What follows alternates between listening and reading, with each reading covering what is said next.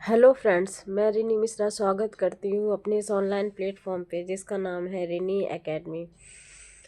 तो फ्रेंड्स, आज हम सॉल्व करेंगे आपका सी टेट 7 जुलाई 2024 का पेपर, जिसमें हम जो है सीडीपी का पहले एक पेपर देख चुके हैं। उसी पेपर में हम आज देखेंगे सेट एल का हिंदी।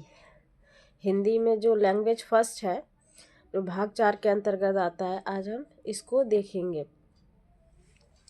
आप सभी को पता है कि आपका 8 फरवरी 2026 को एग्ज़ाम है। 2025 में कोई भी सीटेट का एग्ज़ाम नहीं हुआ है। तो जो बच्चे पहली बार देने जा रहे हैं उनके लिए यह जो है पेपर काफ़ी हेल्पफुल होगा। तो आइए शुरू करते हैं अपना आज का हिंदी का पेपर। तो देखिए, सबसे पहले तो देखिए आपका ये भाग 4 है, भाषा 1 और हिंदी। तो इसी प्रकार से इसी में भाषा 2 भी आती है। पर जो बच्चे संस्कृत लेते हैं तो इसी प्रकार से संस्कृत में भी भाषा के 2 भाग आते हैं। तो आज जो संस्कृत लिए उनको भाषा का पहला भाग करना होता है, क्योंकि काफ़ी बच्चे कंफ्यूज होते हैं कि इसमें भाषा 1 करें या भाषा 2 करें। तो इसमें आपको भाषा 1 करनी है। तो चलिए शुरू करते हैं। तो देखिए, इसमें लिखा भी है, परीक्षार्थी भाग 4 प्रश्न संख्या 91 से 120 के प्रश्नों के उत्तर केवल तभी दें यदि उन्होंने भाषा ए का विकल्प हिंदी चुना है। कई बच्चे होते हैं लैंग्वेज 2 चुनते हैं। तो आप अगर लैंग्वेज 1 के हैं तो आपको ये पेपर देना है, यही सॉल्व करना है। अभी हम आपको दिखाएंगे कि इसमें लैंग्वेज 2 किस प्रकार से दिया हुआ है। तो चलिए शुरू करते हैं। तो सबसे पहले आपसे ये पैरा पूछा गया है। तो इस पैरा में देखिए क्या है कि नीचे दिए गए गद्यांश को पढ़कर पूछे गए प्रश्नों 91 से लेकर 99 के सबसे उपयुक्त उत्तर वाले विकल्प को चुनिए। तो देखिए कि इसमें क्या है कि पहले तो आप इस पैरा को ध्यान से पढ़ेंगे, है ना। तो मैं पैरा को नहीं पढ़ूंगी, पैरा आप देख लीजिएगा, इससे आपका समय की बचत होगी और मैं आपको जल्दी ये पेपर कम समय में सॉल्व करा दूंगी। तो देखिए, सबसे पहला इसमें क्वेश्चन क्या है। कुछ देखिए क्वेश्चन ऐसे होते हैं बिल्कुल आपके सामने ही, देखिए आंसर रखे होते हैं, आप आराम से बहुत इजीली इसके आंसर कर सकते हैं। तो देखिए, पहला जो क्वेश्चन है वो है कि गद्यांश के अनुसार साहित्य में किस तरह की चिंता झलकती है। तो आपके 4 ऑप्शन है। पहला है सामाजिक विघटन की, दूसरा है समाज के आधुनिक होने की, तीसरा है मूल्यों के बिखरने की, चौथा है नए सिद्धांतों के बनने की। तो इसमें आपका आंसर होगा तीसरा, मूल्यों के बिखरने की। ये अकॉर्डिंग टू द पैरा है, इस पैरा के अनुसार है।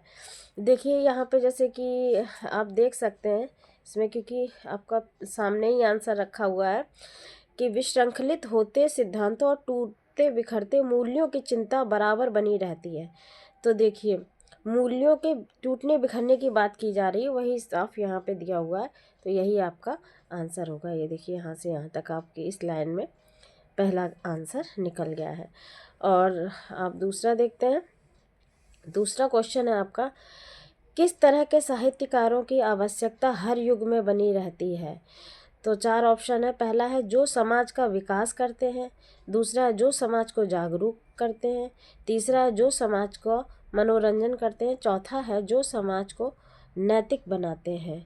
तो इसका आंसर होगा हमारा दूसरा, कि जो समाज को जागरूक करते हैं। ठीक है, ये आपका इसी पैरा में ही है, आप पढ़ेंगे 2 बार तो बहुत इजीली आप इसमें आंसर देख लेंगे। अब तीसरा जो क्वेश्चन है वो है विश्रंखलित में प्रत्यय है। तो कुछ क्वेश्चन आपके इसमें व्याकरण से पूछे जाते हैं, तो आपको व्याकरण का भी ज्ञान होना चाहिए। तो पहला है आपका खलित, दूसरा है लित, तीसरा है त और चौथा है इत। तो आंसर होगा आपका इत।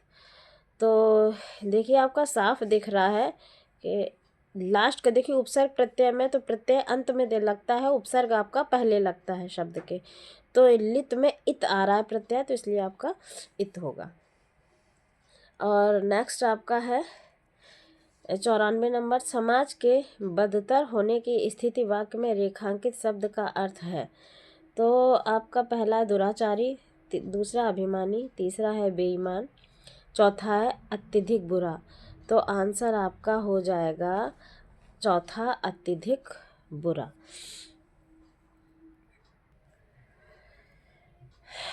95 क्वेश्चन है आपका, कालजयी से क्या तात्पर्य है? तो पहला ऑप्शन है अल्पकाल तक रहने वाला, दूसरा है जो काल विशेष में बंधा हुआ हो, तीसरा है हर काल में प्रासंगिक हो, चौथा हो काल विशेष की सही व्याख्या करता हो। तो आंसर होगा आपका हर काल में प्रासंगिक हो। 96 नंबर क्वेश्चन है, विश्वास का अर्थ है? पहला निश्चित धारणा, दूसरा है विश्वमय, तीसरा है विश्व से संबंधित नियम, चौथा है तत्व ज्ञान संबंधी। तो इसका आंसर होगा आपका पहला, निश्चित धारणा। 97 क्वेश्चन है, साहित्यकारों ने समाज की किस स्थिति की पहचान करने का प्रयास किया है? तो पहला आपका बिखरता हुआ समाज, दूसरा है विकास की ओर अग्रसर समाज, तीसरा है पतन की ओर जाता हुआ समाज, चौथा है उन्नतशील समाज। तो आंसर होगा आपका पतन की ओर जाता हुआ समाज। नेक्स्ट आपका देखते हैं 98 नंबर क्वेश्चन जो है। तो 98 नंबर हमें नेक्स्ट पेज पे देखना है। तो 98 नंबर है आपका, कौन सा साहित्य कालजयी साहित्य बन जाता है? तो पहला है जो बिखरते सिद्धांतों की चिंता करे, दूसरा है जो पाठकों का मनोरंजन करे, तीसरा है जो समाज का दर्पण हो, चौथा है जो मानवीय सत्य की व्याख्या करे। तो आपका आंसर होगा तीसरा, जो समाज का दर्पण हो। 99 क्वेश्चन है, समाज को गति कौन प्रदान करता है? पहला है साहित्य, दूसरा विज्ञान, तीसरा तकनीकी विकास, चौथा है शिक्षा। तो आंसर होगा आपका साहित्य। ठीक है, अब देखिए 99, यहाँ आपका गद्य के सारे जो क्वेश्चन है वो पूरे हो गए। अब हमारा पद्यांश आएगा। तो पद्यांश में देखिए, निम्नलिखित पद्यांश को पढ़कर पूछे गए प्रश्नों यानी कि 100 से लेके 105 के सबसे उपयुक्त उत्तर वाले विकल्प को चुनिए। तो देखिए आपको ये पद्यांश दिया गया है, ये कविता दी गई है, इसको आप 2-3 बार पढ़िए और इसके बाद इसके जो क्वेश्चन है वो निकलेंगे। जैसे क्या है कि ये हम देखिए, हम आपको पहले ही बताए कि इसका हम जो है इसमें आपका समय हम ज़्यादा नहीं लेंगे, इसको पढ़ेंगे, आप इसको एक बार देख लीजिएगा। हम डायरेक्ट इसके क्वेश्चन हल करा रहे हैं, तो आप देखिएगा कि इसका जो पहला क्वेश्चन है 100 नंबर, वो देखिए कि पद्यांश में किस अलंकार का प्रयोग अधिक मुखरित है? पहला मानवीकरण, दूसरा अतिशयोक्ति, तीसरा अनुप्रास, चौथा यमक। तो देखिए आंसर होगा इसका मानवीकरण। 101 क्वेश्चन देखिए, किसके हंसने की बात की गई है? नंबर 1 आकाश, नंबर 2 मेघ, नंबर 3 तारा, नंबर 4 संध्या। तो आंसर होगा आपका तारा, तारा के हंसने की बात कही है इस पद्यांश में। आपको जो आंसर है ना वो सारे इस पद्यांश के अकॉर्डिंग ही देने हैं, और जो कुछ व्याकरण के हैं तो वो आप देख लेंगे, है ना। 102 नंबर देखते हैं, पद्यांश में किसका चित्रण हुआ है? नंबर 1 प्रेम भाव का, दूसरा प्रकृति का, तीसरा नवचेतना का, या चौथा वेदना का। तो आंसर होगा आपका प्रकृति का चित्रण हुआ है। अब 103 नंबर देखिए, संध्या सुंदरी किस तरह के आकाश से उतर रही है? तो संध्या सुंदरी जो है 4 ऑप्शन है। पहला सूर्य लालिमा से भरे आकाश से, या तारों से भरे आकाश से, या बादलों से भरे आकाश से, या चंद्रमा की रोशनी से भरे आकाश से। तो आंसर होगा आपका तीसरा, बादलों से भरे आकाश से। अब 104 नंबर देखिए, 104 नंबर हमारा क्वेश्चन कह रहा है कि हृदय राज की रानी किसके लिए प्रयुक्त हुआ है? पहला तिमिर के लिए, दूसरा मेघ के लिए, तीसरा आकाश के लिए, या चौथा संध्या के लिए। तो आंसर होगा आपका चौथा, संध्या के लिए। 105 नंबर क्वेश्चन है, दिवसावसान का संधि विच्छेद है? तो देखिए पहला दिया है दिवस धन अवसान, दूसरा है दिवस धन अवसान, तीसरा है दिवा धन अवसान, चौथा है दिवसावसान। तो देखिए आपका आंसर होगा दूसरा, दिवस धन अवसान। तो हो जाएगा आपका दिवसावसान। तो यहाँ हमारे जो है वो गद्य और पद्य के जो गद्यांश पद्यांश का क्वेश्चन थे वो हमने आपको बता दिए। अब देखिए इसमें पैडागोजी के क्वेश्चन आते हैं। तो आइए अब हम देखते हैं 106 नंबर क्वेश्चन कि विद्यालयों को योगात्मक द्विभाषावाद का अनुसरण करना चाहिए क्योंकि यह डैश। तो पहला दिया आपको प्रथम भाषा के विकास में अवरोध पैदा करता है। दूसरा है बच्चे की संस्कृति और भाषा को महत्व देता है। तीसरा है अंग्रेजी शिक्षण को द्वितीय भाषा के रूप में महत्व देता है। ये चौथा है बच्चे की भाषा को तो समुन्नत करता है और परंतु उनकी संस्कृति को नहीं। तो आंसर होगा आपका दूसरा, बच्चे की संस्कृति और भाषा को महत्व देता है। द्विभाषावाद का है ये, और द्विभाषावाद से आपका क्वेश्चन आता है, चाहे एक ही क्वेश्चन आया जरूर आता है। तो आप इसे देखिए। 107 नंबर है, इसमें आपको 2 कॉलम दिए गए हैं, कॉलम ए कॉलम बी। ये मैचिंग वर्ड है, एक तरीके से मिलान चिन्ह जिसे बोल सकते हैं हिंदी में। तो ए में जो हमारा दिया है भाषा शिक्षण की विधियां दी हैं, और जो बी कॉलम है उसमें हमें उनकी समझ या संबंधित गतिविधियां हैं उनका हमें मिलान करना है।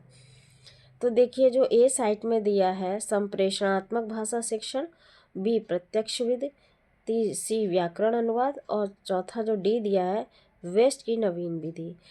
तो आप देखिए इसका जो आंसर है वो दूसरा होगा, ए का आपका होगा पहला, यानी कि ए का जो पहला होगा आपका सामाजिक रूप से स्वीकृत और संदर्भ के अनुरूप भाषा, ये होगा आपका संप्रेषणात्मक भाषा शिक्षण, ये इसका होगा।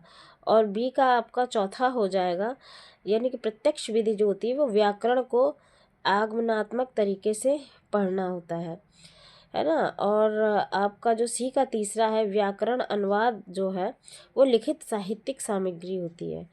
और वेस्ट का जो है वो मौन पाठन से आपका लिया गया है। तो आंसर आपका 2 हो जाएगा। ठीक है, अब हम 108 नंबर देखते हैं क्वेश्चन। तो 108 नंबर जो है वो है श्रवण में क्या शामिल है।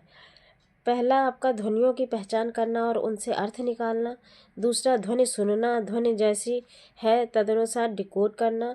तीसरा है विषय वस्तु के बारे में अनुमान लगाना। चौथा है विषय के पूर्व ज्ञान का इस्तेमाल करना। तो देखिए आपका आंसर दूसरा होगा, ध्वनि को सुनना, ध्वनि जैसी है तदनुसार डिकोड करना, ये आपका श्रवण में शामिल है ये पॉइंट। 109 नंबर देखते हैं, भारत में भाषाओं के बारे में कौन सा कथन सही नहीं है। आपसे निगेटिव पूछा गया है। तो 4 ऑप्शन दिए हैं। पहला है हिंदी भारतीय उपमहाद्वीप की लोक भाषा जिसे लिंग्वा फ्रांका है। दूसरा है भारत के संविधान के अनुसार अंग्रेजी सह राजकीय भाषा है। तीसरा भारत के संविधान की 8वीं अनुसूची के अनुसार 22 भाषाएं हैं। तो हाँ ये तो है। चौथा संस्कृत आधुनिक भाषा है। तो देखिए ऐसा है कि आपसे नहीं पूछा निगेटिव, तो ये जो 3 दिए हैं ये सब तो है। संस्कृत आधुनिक भारतीय भाषा है तो नहीं, संस्कृत जो हमारी है वो आधुनिक ना हो करके हमारी वैदिक भाषा कहलाती है, या प्राचीन भाषा जो है हमारी ये कहलाती है। बाकी तो आप ये देख सकते हैं कि ये तीनों ऑप्शन ऊपर के सही है। अब 110 नंबर हम देखते हैं। 110 नंबर में दिया है कि भाषा के कौन से कौशल ग्राह्य कौशल है। तो ग्राह्य का मतलब होता है जिसे हम ग्रहण करते हैं। तो भाषा के वो कौशल पूछ रहा है आपसे। तो पहला दिया है श्रवण और पठन, दूसरा है श्रवण और बोलना, और तीसरा है बोलना और लेखन, चौथा है पठन और लेखन। तो हमारा आंसर होगा पहला श्रवण और पठन। श्रवण मतलब सुनना और पढ़ना, ये हमारा होगा इसका आंसर। अब हम 111 नंबर क्वेश्चन देखते हैं। तो 111 नंबर में हमारा है कक्षा 5 की भाषा अध्यापक अपनी कक्षा में भाषा शिक्षण के लिए प्रतिदिन अनेक प्रकार की सामग्री जैसे कि समाचार पत्र, भोजन तालिका और रेल यात्रा के टिकट आदि लाती है। वह अधिगम के लिए क्या कर रही है। तो पहला है कि वह विद्यार्थियों में जागरूकता लाना चाहती है। वह अधिगम को और अधिक वास्तविक तथा उपयोगी बनाने के लिए प्रामाणिक सामग्री का प्रयोग कर रही है। तीसरा, वह अपने विद्यार्थियों को बहुविधि भाषाएं सीखने में मदद कर रही है। चौथा, वह चाहती है कि उसके विद्यार्थी जीवन की वास्तविक स्थितियों से अंग्रेजी सीखें। तो इसका देखिए आंसर जो है वो 2 होगा। वह अधिगम की और अधिक वास्तविक तथा उपयोगी बनाने के लिए प्रामाणिक सामग्री का प्रयोग कर रही है। ठीक है, चलिए अब हम 112 नंबर क्वेश्चन देख। तो हमारा 112 नंबर जो क्वेश्चन है वो कह रहा है कि भाषा की कक्षा में विद्यार्थी अध्यापक के निर्देशन में समूह बनाकर दिए गए टॉपिक पर एक विज्ञापन प्रस्तुत करते हैं। इस तरीके से भाषा सिखाना या सीखना क्या कहलाता है। तो देखिए पहला दिया है आपका निर्देशन और परामर्श, दूसरा है सहयोगात्मक अधिगम, तीसरा है प्रतियोगिता और प्रतिद्वंदिता, चौथा है भाषाई खेल। तो देखिए आपका आंसर होगा सहयोगात्मक अधिगम। ठीक है। 113 नंबर क्वेश्चन है, अधिगम का कौन सा मत इस बात में विश्वास रखता है कि मौखिक या अमौखिक भाषा आदत निर्माण की प्रक्रिया के माध्यम से आती है? तो पहला आपका है अंतःक्रियात्मकवादी, दूसरा है उपयोगितावादी या इसको कहते हैं फंक्शनलिस्ट, तीसरा है व्यवहारवादी, इसको कहते हैं बिहेवियरिस्ट, चौथों को कहते हैं संज्ञानात्मकवादी। ये चार दिए हैं, इसमें से आंसर आपका है तीसरा व्यवहारवादी, जिसे हम बिहेवियरिस्ट बोलते हैं। चलिए 114 नंबर देखते हैं क्वेश्चन। एक अध्यापक ने बच्चों को रेस्टोरेंट से जुड़ी शब्द संपदा से परिचित कराने वाला काम दिया, इस पाठ का क्या उद्देश्य होना चाहिए? तो पहला दिया है आपको समालोचनात्मक चिंतन विकसित करना, दूसरा है शिक्षार्थियों को कोश विषयक सामग्री से परिचित करवाना, तीसरा व्याकरणिक सामग्री से परिचित करवाना, चौथा है अवकाश के दौरान कहीं जाने से संबंधित पाठ्य सामग्री से परिचित करवाना। तो आपका आंसर होगा पहला समालोचनात्मक चिंतन विकसित करवाना। 114 नंबर हो गया। अब 115 नंबर क्वेश्चन देखते हैं। भारत में बहुभाषावाद के संदर्भ में अध्यापक के लिए क्या समझना जरूरी है? तो पहला है भाषा अस्मिता और संस्कृति ये भिन्न भिन्न अस्तित्व रखती है, दूसरा है संप्रेषण से सामाजिक संबद्धता स्थापित होती है, तीसरा है अल्पसंख्यक भाषाओं को प्रभुत्वशाली भाषाओं में मिला देना चाहिए, चौथा है विविधता भरे समाज में एक भाषा नीति बनानी चाहिए। तो आंसर आपका चौथा ही होगा, विविधता भरे समाज में एक भाषा नीति बनानी चाहिए। देखिए आपको हम एक दिन एक टॉपिक लाएंगे जिसमें टैग वर्ड्स होंगे, जैसे ये विविधता दिया है, ये विविधता भरे समाज, जिसमें ये विविधता है ये पॉजिटिव में आता है। अगर इस तरीके कहीं आपको ऑप्शन में मिल जाए तो 99% वही ऑप्शन सही होता है। ठीक है, वही आंसर होता है आपका। चलिए 116 नंबर हम देखते हैं। तो 116 नंबर में किसी भी कहानी का समय और स्थान क्या कहलाता है? पहला है क्लाइमैक्स, जिसे हम अंत कहते हैं, दूसरा है थीम, तीसरा है सेटिंग, चौथा है कथानक, जिसे हम प्लॉट कहते हैं। तो देखिए इसका आंसर होगा तीसरा सेटिंग। चलिए 117 नंबर क्वेश्चन देखते हैं। अध्यापकों, शिक्षार्थियों और सामग्री पर टेस्ट एवं आकलन का प्रभाव क्या कहलाता है? पहला है पुनर्वलन, दूसरा है विधि प्रभाव, इसे कार्पर्स इफेक्ट बोलते हैं, कार्प्स इफेक्ट बोला जाता है इसे, और तीसरा है भाषा परीक्षण का प्रभाव, से वॉशबैक इफेक्ट बोलते हैं, चौथा है कक्षाई प्रभाव। तो हमारा दूसरा होगा आंसर विधि प्रभाव, जिसे कार्प्स इफेक्ट बोला जाता है। चलिए अब हम 118 नंबर देखते हैं। तो 118 नंबर हमारा क्वेश्चन है, भाषा की कक्षा में एक अध्यापक ने विद्यार्थियों के एक समूह को ग्राहक, प्रॉपर्टी डीलर, मकान मालिक और किराएदार का अभिनय करने के लिए कहा और शेष विद्यार्थियों से कहा कि इस अभिनय को देखें और वार्तालाप का आनंद लें। इस गतिविधि को क्या कहा जाएगा? पहला है निर्देशन, दूसरा है रोल प्ले, तीसरा है ड्रामा, चौथा है अभिनय की कक्षा। तो आंसर होगा आपका रोल प्ले। अब हम 119 नंबर देखते हैं। तो 119 नंबर में है आपका भाषागत कार्य जैसे स्वर शैली, तान, बलाघात और लय को क्या कहा जाता है? पहला ऑप्शन है प्रशासनिक अध्यादेश, जिसे प्रैग्मेटिक बोलते हैं, दूसरा है काव्य, तीसरा है छंदशास्त्र या चौथा है ध्वन्यात्मकता।